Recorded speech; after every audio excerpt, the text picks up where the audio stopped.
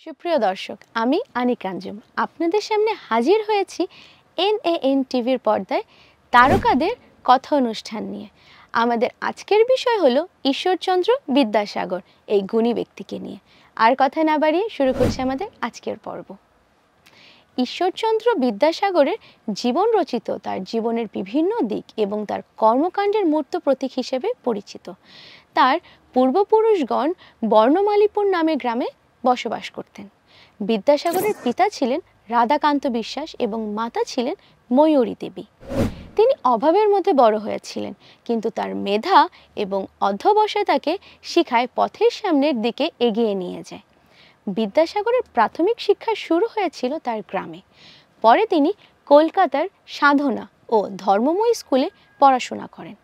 তিনি পরে কলকাতা বিশ্ববিদ্যালয়ে ভর্তি হন, যেখানে তার প্রতিভা পরিচয় দেন। শিক্ষায় তার অসঙ্গত প্রতিভার জন্য তিনি দ্রুত সাফল্য অর্জন করেন এবং শেষে সংস্কৃত কলেজ থেকে বিদ্যাসাগর উপাধি লাভ করেন। বিদ্যাসাগরের সমাজ সংস্কারক হিসেবে কাজের মধ্যে উল্লেখযোগ্য ছিল বিধবা বিয়ে প্রচালনা ও মহিলা শিক্ষার প্রসারে অবদান রাখা।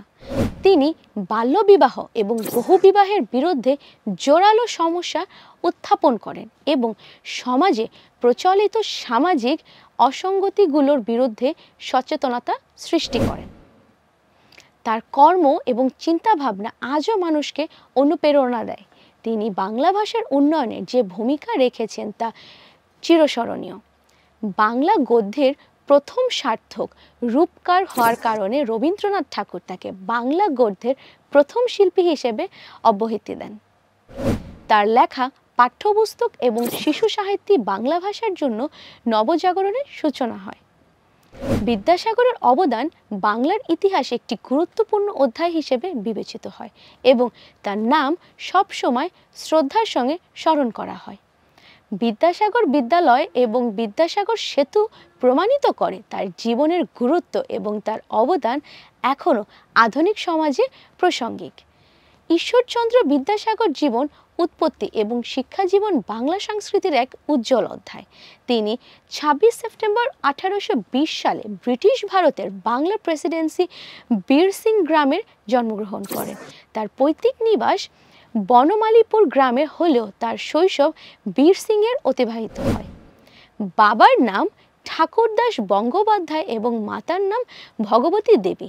শৈশবে তার শিক্ষার সূচনা হয়। ৪ বছর বয়সে তিনি সনাতনে বিশ্বাস পাঠশালায় ভর্তি হন, যদিও শিক্ষক শাস্তিদানে বেশি আগ্রহী ছিলেন। তারপর রামজয় তর্কভূষণের উদ্যোগে একটি নতুন পাঠশালা স্থাপন করা হয়, যেখানে ঈশ্বরচন্দ্র কালীকান্ত চট্টোপাধ্যায়ের নিকট শিক্ষা লাভ করেন। ৮ বছর বয়সে তিনি এই পাঠশালায় ভর্তি হন এবং কালীকান্তকে তার আদর্শ শিক্ষক মনে করেন। ১৮২৮ সালে তিনি কলকাতায় আসেন উচ্চশিক্ষার জন্য। কলকাতার গভর্নমেন্ট সংস্কৃত কলেজে ভর্তি হন, যেখানে তিনি ব্যাকরণ অধ্যয়ন শুরু করেন। তার শিক্ষা জীবনে বিভিন্ন বিষয়ে সাফল্যের সঙ্গে পরীক্ষায় পাশ করেন এবং মাসিক বৃত্তি লাভ করেন। বরাবরই তিনি অধ্যয়নের উৎকর্ষতা প্রদর্শন করেছেন এবং বিভিন্ন বিষয় যেমন অলঙ্কার শাস্ত্র এবং ইংরেজি শ্রেণীতে কৃতিত্ব অর্জন করেন। ঈশ্বরচন্দ্র বিদ্যাসাগরের জীবন কাহিনী কেবল তার শিক্ষা সফলতার গল্পই নয়, বরং বাংলা সমাজের সংস্কার ও উদীয়মান চিন্তার প্রতিনিধিত্ব করেন। তার চেতনা, শ্রম ও প্রতিভায় বাংলা সমাজের একটি নতুন যুগের সূচনা ঘটে। ঈশ্বরচন্দ্র বিদ্যাসাগর বাংলার নবজাগরণের অন্যতম পুরোধারা। জন্মগ্রহণ করেছিলেন ২৬ সেপ্টেম্বর ১৮২০ সালে। তিনি ছিলেন একজন বিশিষ্ট পণ্ডিত, সমাজ রিফর্মার এবং একজন মানবতাবিদ। বিদ্যাসাগরের জীবন ও কাজগুলি শিক্ষা, সাংস্কৃতিক এবং সমাজ সংস্কারের ক্ষেত্রে অসামান্য প্রভাব ফেলে গিয়েছে। ১৯০০ শতকের প্রথমার্ধে ভারতের সমাজ প্রচলিত রীতিনীতি এবং কুসংস্কারের বিরুদ্ধে তিনি তীব্র সুরে আওয়াজ তুলেছিলেন।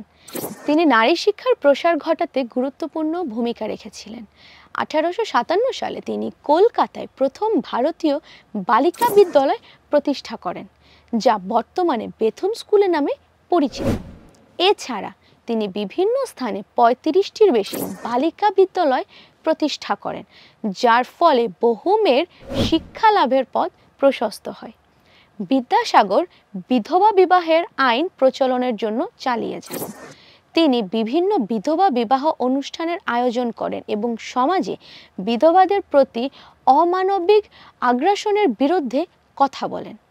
1856 সালে তার প্রচেষ্টায় ফলস্বরূপ সরকার বিধবা বিবাহ আইন সিদ্ধ ঘোষণা করেন। এই মহান মনীষী বাংলা সাহিত্যেরও একটি নতুন দিগন্ত তৈরি করেন। তিনি বাংলা গদ্যের জনক হিসেবে পরিচিত। বিদ্যাসাগর অনুবাদ, সাহিত্য ও গদ্য রচনায় অসাধারণ অবদান রেখেছেন। তার মধ্যে উল্লেখযোগ্য রচনা হল শকুন্তলা, সীতার বনবাস এবং বর্ণপরিচয়।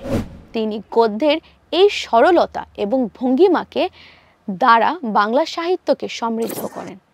বিদ্যাসাগরের মৃত্যু হয় 29 জুলাই 1891 সালে। তিনি তার প্রভাব এবং উপাদান আজও বাংলার সমাজ ও সংস্কৃতিতে বিদ্যমান। তার কাজ সারা জীবনের জন্য নারী, শিশু এবং সমাজের প্রতি এক অসীম ভালোবাসা এবং উদারতার নিদর্শন রেখে গেছে এবং তিনি আমাদের জন্য উজ্জ্বল দৃষ্টান্ত হিসেবে বিবেচিত হয়েছেন।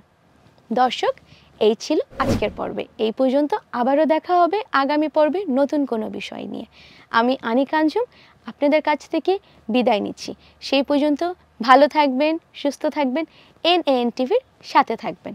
ধন্যবাদ সবাইকে।